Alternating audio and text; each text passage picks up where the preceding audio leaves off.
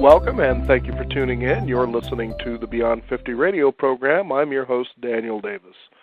You know, with 2012 approaching us, we kind of wonder, since that was created many, many centuries ago by the ancient Mayan calendar, what kind of language, what kind of possibilities, and especially what kind of wisdom those people must have had back in the day. It seems with technology everybody's celebrating that we've become more and more disconnected, not only from the earth itself, but from each other, from the possibilities of being able to live fulfilled lives full of energy and possibility. Joining us here on the Beyond 50 radio program today is a wonderful healing master from the Incan, the Incan culture. He's an Incan medicine man, and he's joining us here on the Beyond 50 radio program today to share with us the cultural worlds that he grew up in and some of the ancient wisdom that we may be able to maybe enjoy a little bit for ourselves so we can become reconnected and have life have better meaning than it has. And I'd like to welcome our guest today on the Beyond 50 radio program, Mr. Wachan. Wachan, thank you for joining us here on the Beyond 50 radio program. Oh, my pleasure. I'm very happy to be on this radio program today. Now, it's so unique when we bring people such as yourself on our program to be able to share, you know, a language that seems to be kind of breaking up and being lost. Talk about how you became or were introduced into the arts of being a medicine man.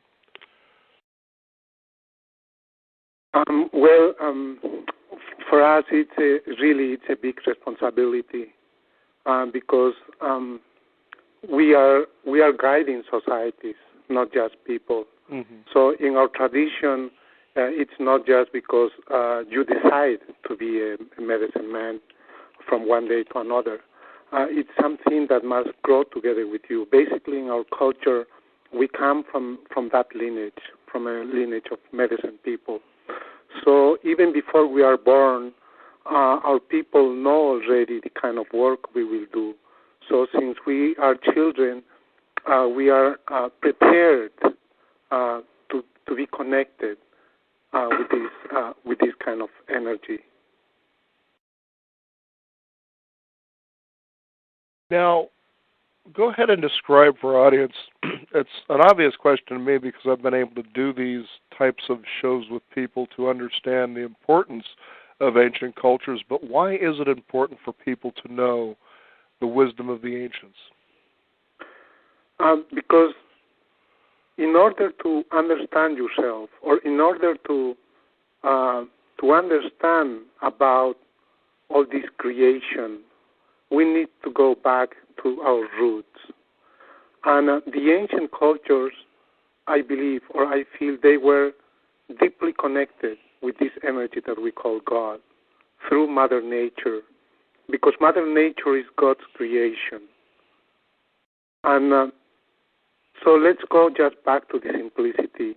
The mountains, the trees, the rivers, the sacred wind, and all the sacred elements that are here in this dimension, they are God by itself. So our ancient ones, they connected with God through Mother Earth, because Mother Earth is God's creation. So that's why they have lived in complete balance and harmony with Mother Earth. They didn't threaten our Mother Nature. They were living in complete balance for thousands of years. But now, in this time of life, we have forgotten about that great connection, and we are taking so many things for granted. People are misusing so many powers from Mother Nature. They are taking most of the natural resources to the point that we are running out of them.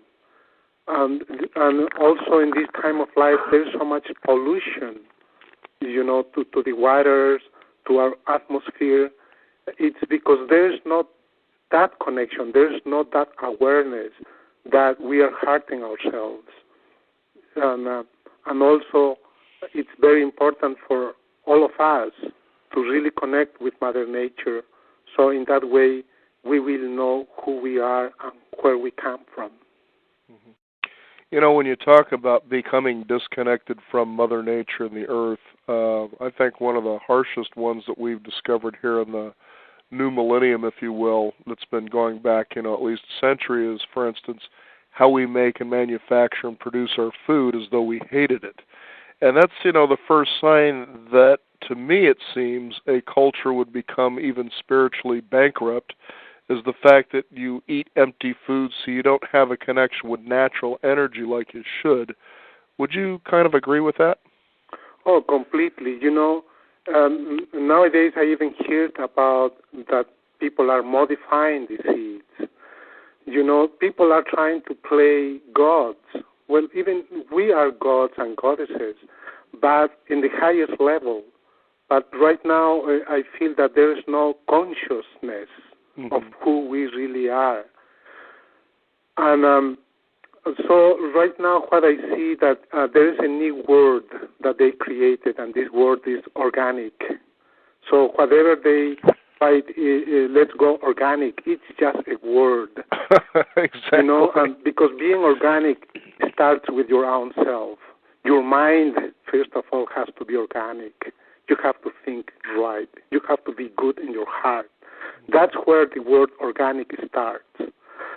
And what I see also is that the way how they grow their foods, the way how they grow all the animals, they put so much hormones on it. So it's so much commercialism in everything they do. That's why there's no more essence of the food. Because when you still go to the high mountains in Peru, you will still feel the real taste of a chicken. Most of the meats here, they taste almost the same. It's because they are not really growing on the right way, all these older brothers called animals, and they are insulated. They have no love. And they are, what we say is a very depressed food. They don't live happily in the mountain. They don't live happy, around the fields no more. They are all closed up. When you visit a chicken factory, it's like a factory. It's very painful even to see how they grow them. It's no more connection with the spiritual path. Seems the connection always seems to be leading to a commercial which shows you something big and juicy and full of sauce, and oh yeah, that looks like it's tasty, but the question is, does it nourish you? And that's the thing. Now, as I was looking on your website here, there are three interesting words here as we seem to be going along this trajectory here. Pampamisa, I believe, is the first one. Describe what that is, because that seems to really be in line with what we're discussing here. Well, the Pampamisa in our tradition, this is the process of becoming to be a healer. So the Pampamisa is someone who starts connecting with Mother Nature, learning to know about the healing powers of all the elements that we have here in nature, on the trees, the bushes, the ocean, the rivers. Everything has a purpose here, and especially the food. Through the food is the way how we heal ourselves. So a Pampamisa has to be very aware of all the power that's right here in Mother Earth, that we are surrounded. So in that way, you will be able to first of all to help yourself, and then help the rest of the people. And then the second word here that I find really fascinating too. Now, hopefully I can pronounce this right, but it's Chaupa-Misa. Yeah, the Chaupi Misa. The Chaupi Misa is already someone who is using now prayers, because the prayers are very powerful. The prayers are connecting you already with the spiritual world.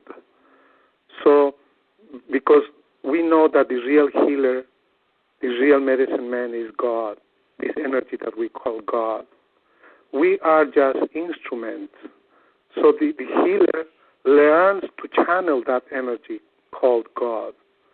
And so that's why it's very important, our prayers, and especially in our mother language.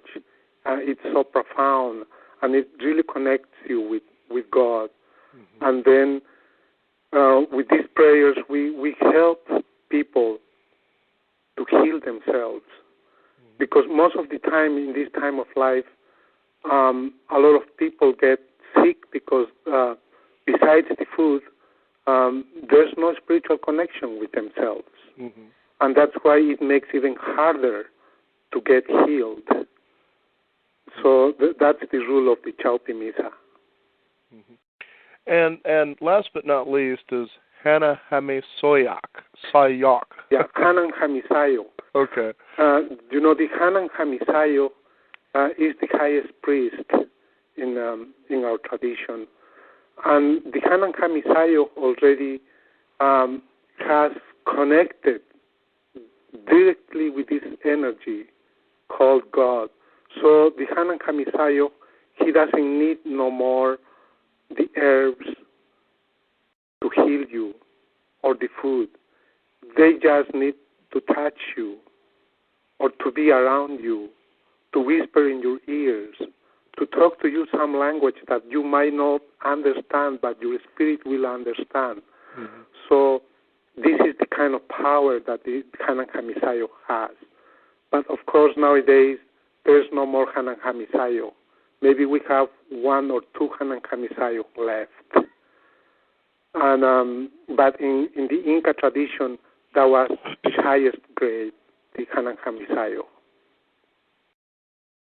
Now, from your perspective and even your cultural perspective, when you take a look at the world today, especially the technological world, we seem to be facing what I would like to call, I guess, an epidemic of people getting cancer.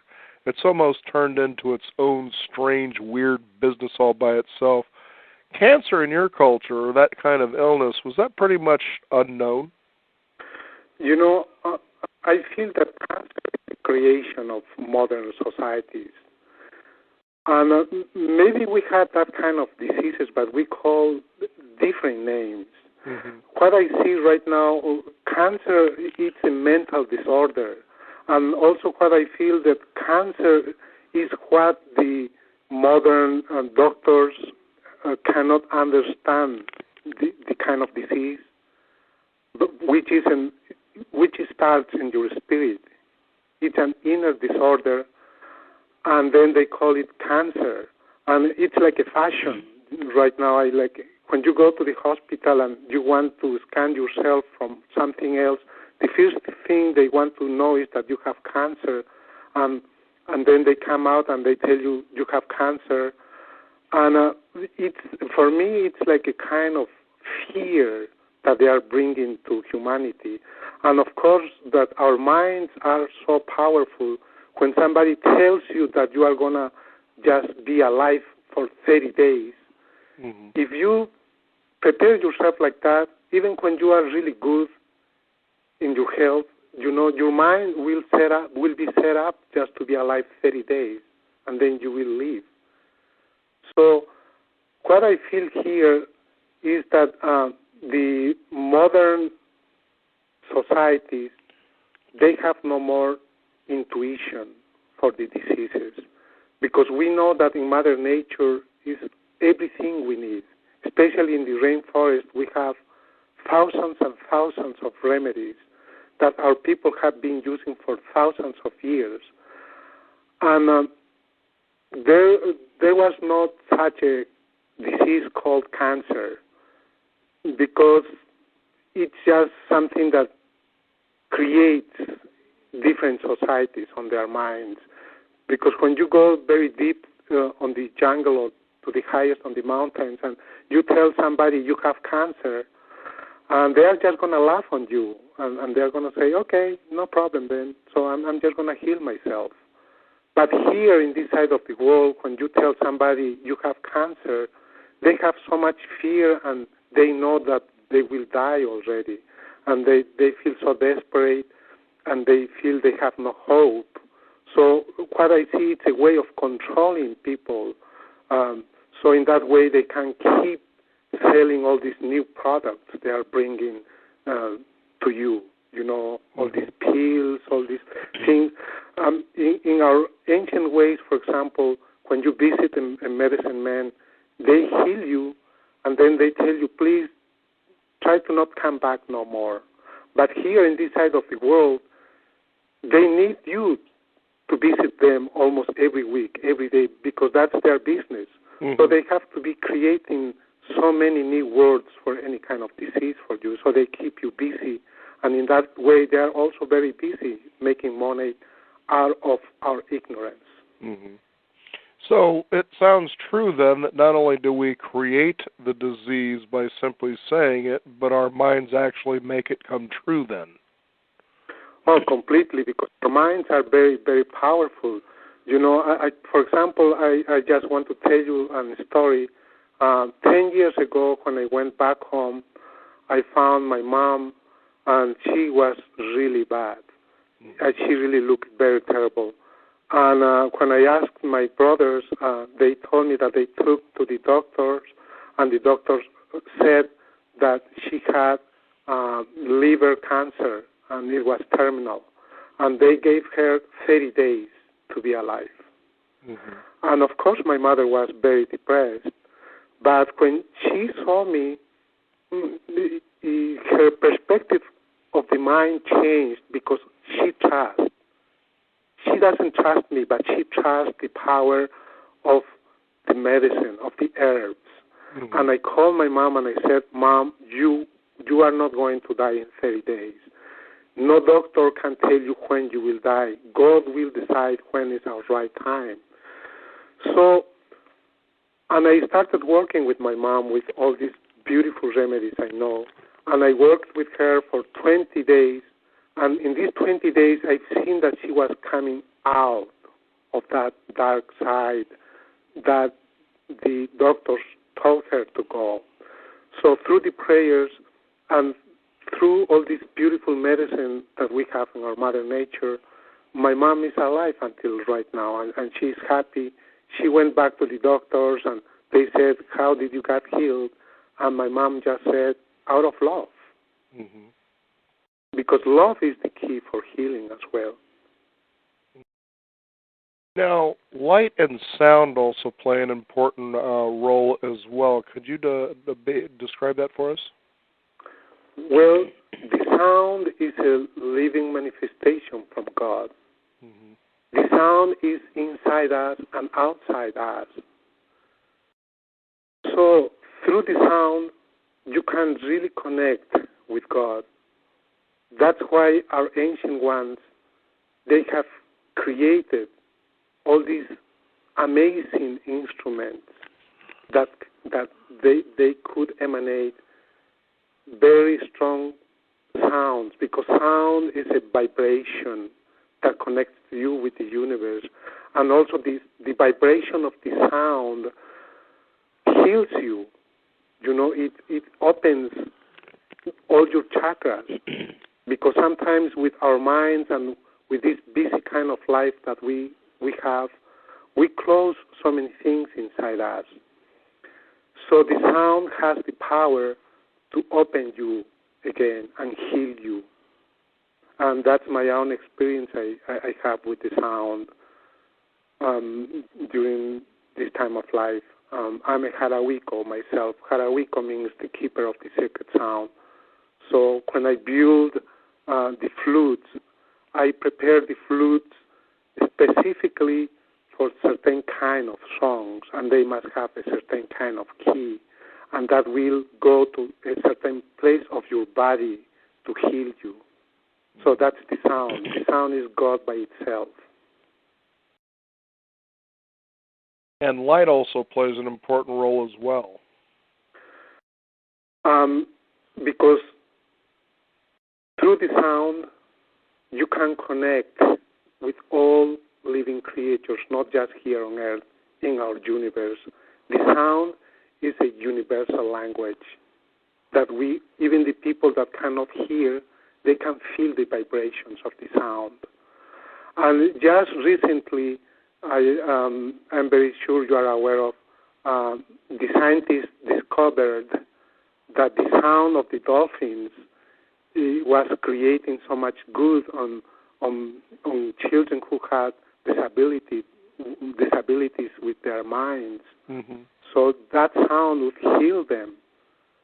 So I guess that's why it's very important for us right now to reconnect again with the sound. And also something talking about the sound, the kind of music that modern societies has created, it's not guiding us really to the light. It's taking us down to the darkness, with all this rap music.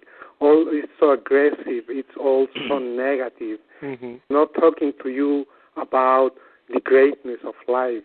With this music, there's so much violence and so much confusion. So if all the musicians and the people who listen to music would be aware about this, so it's like the food. You would eat the right food because the sound is the food for our spirits. So we have to be very careful with the kind of sound and music we hear because it will affect us very deeply in our souls.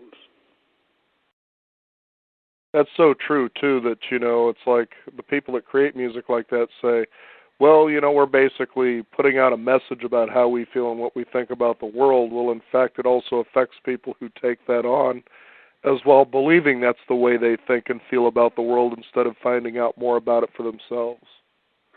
Basically, for example, when you listen some ancient music that could be from the Incas or the Egyptians, when you listen right now, it seems it belongs to this time. Because sound is timeless. Mm-hmm. So this is some connection we have lost nowadays, and that's why I believe it's very important for us to really connect with the sacred sound, because sound is created for healing and to connect with ourselves, to reawaken all our cells, and to heal our planet, to heal ourselves through the sound. Now, people seem to be preoccupied with the year 2012. From your perspective, is this really going to be as relevant as people seem to think it is, or what do you think might be going on there? What I feel, honestly, is that there is too much speculation. Mm-hmm. And there is a lot of people who are just creating so much fear in the societies. So in that way, they can control them. Mm-hmm. Because these cycles, they have been happening here in our universe for thousands of years, over and over again. That's why they have even their calendars. Look, the Mayan calendars, the Incas, the Egyptians, the Persians. I'm very sure that all the ancient cultures, they were very aware of these cycles. So by the way, instead of having fear, they were preparing themselves to receive all this new shift, all this change, which is going to be for good. It's just a cycle. It's the end of a cycle of suffering and ignorance, and it will come a cycle of enlightenment. It will come back to us the golden age, as in the Lemurian times, or some ancient times, because everything goes in cycles. So that would be my perspective, my point of view. Personally, it's just like no fear. Nowadays we hardly can make a calendar for a whole year, but can you imagine how developed were the ancient ones, that they had calendars that they could really see thousands of years ahead? Mm-hmm. So that makes us see that science, technology, and all these yields, they were highly developed on the ancient times. The only thing is that right now we don't have understanding about the ancient cultures, and so there is so much speculation. Mm-hmm. And when we talk about the ancient ones, most of the time we relate them with people who used to live on caves, and they just knew some wheels, and they were kind of savage. But I feel the opposite. I feel that they were really like golden age, and I feel that the savages we are in this time of life because we have no understanding of life no longer. Mm-hmm.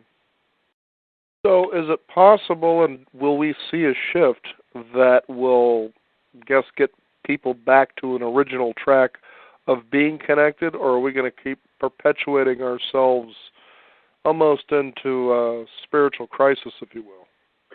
I feel that the shift, it's happening already right now while we are talking. If we really put our minds aware, look everything what's happening right now in our planet.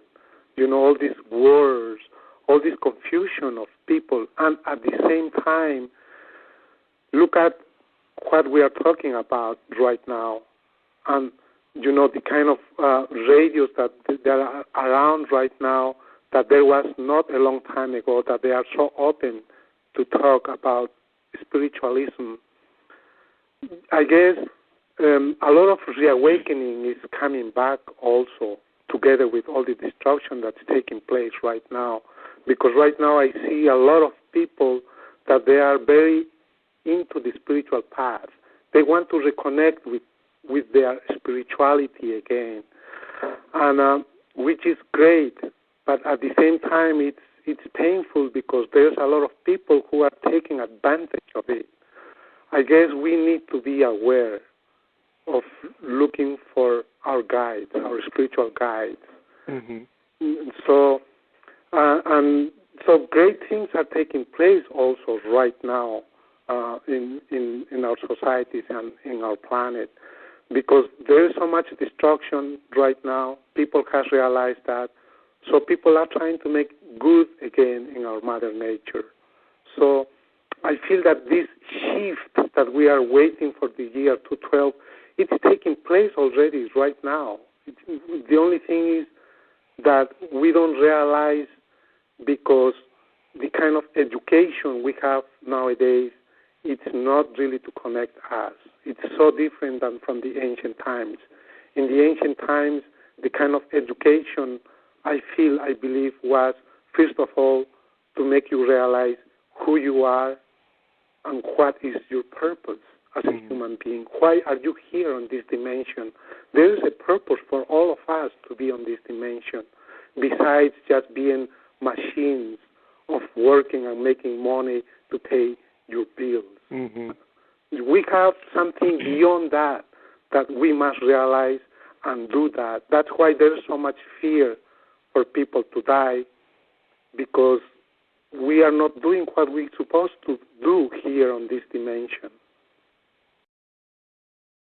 So amazing. Now, what is it that we can teach our children today that will move them into a direction? It seems something children naturally want to do, but then we kind of cut them off from that with technology. But what could we teach them to where they can be grounded to want that as their path, to be connected with the earth and God? I guess the best gift we can give to our children is connect them first with Mother Nature, to make them realize that Mother Nature is God by itself, and that this is a sacred place that we are at. And also something very important for our children right now, it seems that most people, all the workshops I see, all the spiritualism that's around, it's just for grown-ups. And the children, most of the time, they are left behind. They are not allowed to go on these ceremonies. They are not allowed to go on these big workshops, about all these spiritual guides. I guess we need to change that perspective. If we want a change in the path we are going on Of course, we need to change ourselves first, but this change also will be through our children. If we give them the right direction, the right tools for them, I feel that the next generation of our children, they are going to be very powerful, and they are going to help us really to grow more. Because if you realize, children are very wise. Mm-hmm. Children are completely connected with God. As we are growing, we are disconnecting ourselves from this inner child. We don't see no more this paradise. We turn this paradise on hell because we are not connected no longer with the inner children. So I feel that it's very important for all of us right now to take our children to Mother Nature and to all these workshops and to all these ceremonies so they can be part of it, so they can grow together with us and they can understand everything that we need. Very well said and so true. I mean, we live in a world that we need each other to be able to not only take care of each other, but the world that we live in as well, and to realize what truly is important is basically what I would call spiritual growth, spiritual energy, because it's so amazing that you have all you will ever need, but we seem to have almost created a society where what we have is never enough. And it's kind of hard when you become so disconnected to the point that you think that you're in this world with lack, when in fact there's more abundance than you could ever use by yourself. And it's in knowing that you see what your special gift is, so that you enjoy this abundance in such a way to share it with others very uniquely in your own way. And one thing, I also want to address is that what I see in these societies is that they have no more connection with their own children. Most of the time, I see that the babysitters are growing their children, and so that there's not really this deep connection with their children. And most couples nowadays, they feel that they don't want to have no more children, and it's something that's really disconnecting from our nature, because having a child or being surrounded by children, they bring life. It's like being surrounded by God. Mm-hmm. They remind you of something unique and pure you have within yourself. Now, do you have a website people can find out more about healing, how they can contact you, or maybe get involved themselves and maybe moving a new direction? Okay, my website is, I'll let my wife to give you this, please. Okay. Hello. Welcome. Thank you. It's WILLKASARA.com, right? Wachan, yes. Well, very good. Well, I'd like to thank both of you for being here on the Beyond 50 radio program. It's always good to remind people as they're growing older that there's more of life out there, that you're not coming to an end. And when you do, that you should be looking on the horizon breathlessly. Yeah, of course. It's just a cycle of life. There is no death of the spirit. Everything is just transformation. So that's all we need to understand, that this is just, life goes in cycles. It's just a cycle. And there's no real age for humanity. We are beyond age. Our spirits are timeless. Wachan, thank you for joining us here on the Beyond 50 radio program. It's been a true pleasure. Oh, thank you so much for inviting us, and God bless you all. Thank you very much. All right. We also want to thank you, the listeners out there. You've been listening to the Beyond 50 radio program, and also like to thank one of our following sponsors for making this program possible, and that is ZRT Laboratory. If you're suffering from hot flashes, foggy thinking, sudden weight gain, low libido, mood swings, and other effects of aging, ZRT Laboratory, the forerunner in hormone testing, is your first step toward ending troublesome symptoms. Simply visit them online at www.zrtlab.com to find out how their home collection kits can help detect and correct hidden hormone imbalances. Let testing be your guide to symptom relief and life-changing solutions that begin with you. Again, we thank you for tuning in, and we also thank Wachan for joining us here on the Beyond 50 radio program to share with us the ancient precepts of life, to be able to bring that forward here so we can quit taking all the little things into such situations that make them think that they're really big things. Thank you again for tuning in. You've been listening to the Beyond 50 radio program. I'm Daniel Davis, and remember, live your day past halfway.